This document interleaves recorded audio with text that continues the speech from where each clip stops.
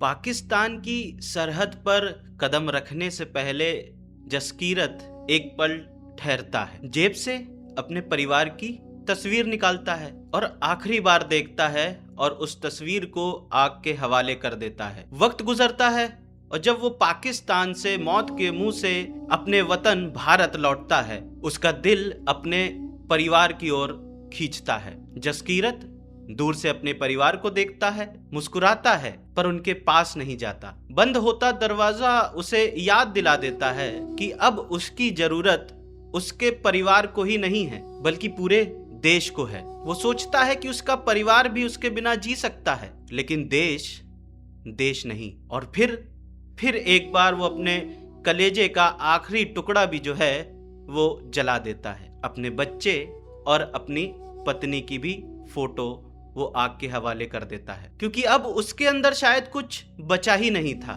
सिवाय उस आग के, जो आग केवल दुश्मनों से बदला लेने के लिए धधक रही थी। ऐसे लोग दोस्तों सच में होते हैं कहीं सरहद पार, और कई ऐसी जगह होते हैं जिसके बारे में शायद हम सोच भी नहीं सकते। ऐसे लोगों के लिए सबसे ऊपर शायद कुछ नहीं होता तो है बस देश। और शायद इसीलिए कहा जाता है कि जिस दिन कोई इंसान अपने देश के लिए जीना शुरू कर देता है, उस दिन उसके लिए अपना कुछ नहीं रहता। ना प्यार रहता है, ना परिवार रहता है, ना खुद के लिए वक्त रहता है, और तो और उसकी खुद की जान उसके लिए नहीं होती। और ये सब अगर किसी को प्रोपोगेंडा लगता है तो सच कहें तो ऐसे लोगों के लिए देश कोई मायने रखता ही नहीं है। ऐसे लोग सिर्फ इस देश की सुविधाओं को इस्तेमाल कर रहे हैं और बदले में और कुछ नहीं, बस केवल अपनी सोच का बोझ इस देश को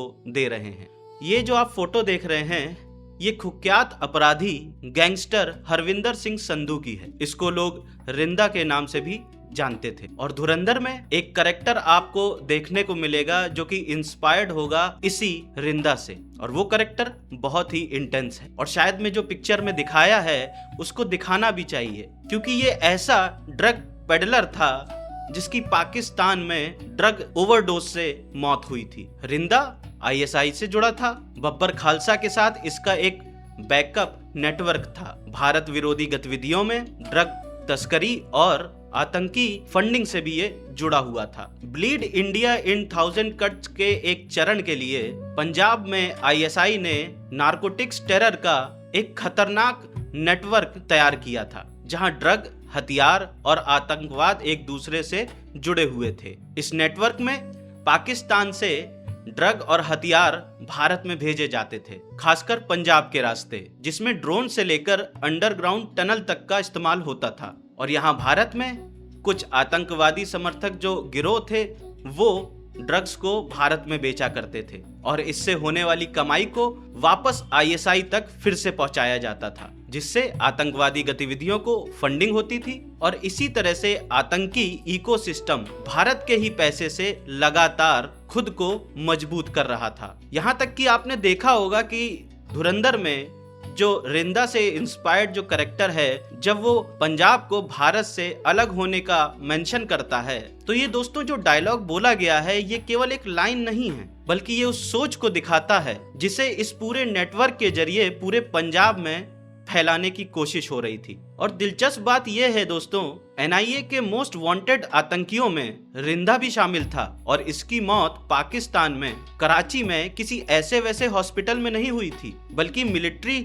हॉस्पिटल में हुई थी, जिससे आप समझ सकते हैं कि इस रिंदा की पहुंच पाकिस्तान आर्मी के कितने करीब थी। ये कितना खास था पाकिस्तानी आर्मी के साथ कि इसकी मौत आर्मी के अस्पताल में हुई थी। और बताया जाता है कि कुछ सालों तक रिंदा जो है पाकिस्तान में ही रहा करता था, और यहीं ISI के संरक्षण में अपना रैकेट चलाया करता था। वहीं एक और धुरंधर में कैरेक्टर दिखाया गया है जिसको लेकर लोग बोल रहे हैं कि ये प्रोपोगेंडा है, अतीक अहमद। पर फिल्म में रिंदा की मौजूदगी से ये साबित हो जाता है कि धुरंधर एक फिल्म नहीं है, बल्कि भारत के एक ऐसे कड़वे सच को सामने लाने की कोशिश है, जहां इसी देश के लोग इसी देश को बर्बाद करने में लगे हैं, जहां इसी देश के लोग दोस्ती, विश्वास और युवाओं का भविष्य बर्बाद करने में लगे हैं। युवाओं को गलत आदतें लगा रहे हैं ड्रग के रूप में, जिससे भारत की आने वाली जो खेप है, जो भारत के भविष्य हैं,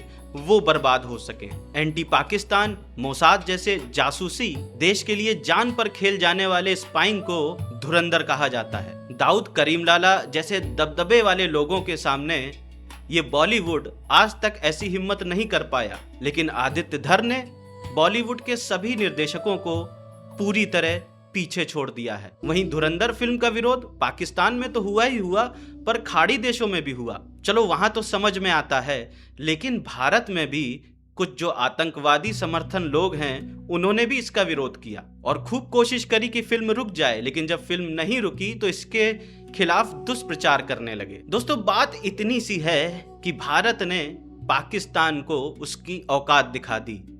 भारत ने इस फिल्म के माध्यम से पाकिस्तान को सच दिखा दिया, जो कि यहाँ पर रहने वाले कुछ लोगों को बर्दाश्त नहीं हुआ, और जो सच्चाई उन्हें बर्दाश्त नहीं हुई वही इस फिल्म यानी धुरंधर 1 और धुरंधर 2 में दिखा दी गई। और शायद इसीलिए इन लोगों को धुरंधर भी बर्दाश्त नहीं हो रही है। और कुछ लोग तो यहाँ तक कह रहे हैं कि धुरंधर एक हवाई फिल्म है, ये फिल्म प्रोपोगेंडा फैला रही है, लेकिन सच उससे कहीं कड़वा और कई ज्यादा है। और इस फिल्म में जितना दिखाया गया है, मुझे लगता है बहुत कम दिखाया गया है। धुरंधर, या एक आम भाषा में कहा जाए तो अज्ञात लोग, अब तक 120 आतंकवादी पाकिस्तान में ठोक दिए गए हैं। 28 से ज्यादा हाई रैंक के पाकिस्तानी आर्मी के लोग इन धुरंधरों द्वारा पेल दिए गए हैं। दर्जनों ISI के जो आतंकवादी हैं या उनके गुर्गे हैं, उनको साफ किया जा चुका है। इसका मतलब क्या है दोस्तों? इसका मतलब यह है कि धुरंधर अभी भी अपने काम को अंजाम दे रहे हैं, और इसीलिए मैं और मेरे देश की तरफ से उन अज्ञात धुरंधरों को सल्यूट करता हूं। आशा करता हूं वीडियो आपको पसंद आई होगी। वीडियो पसंद आई हो तो किसी 2 लोगों को शेयर जरूर करिएगा। बाकी आपको पता ही है, सोशल मीडिया है, उनको फॉलो कर लीजिए। हमारा व्हाट्सएप चैनल है, उसको अगर आप फॉलो कर लेंगे तो आप तक इस तरह के वीडियो और बाकी खबरें जल्दी पहुंच जाया करेंगी। आज के लिए बस इतना ही। मैं फिर जल्दी मिलूंगा। तब तक के लिए जय हिंद, जय भारत, नमस्ते।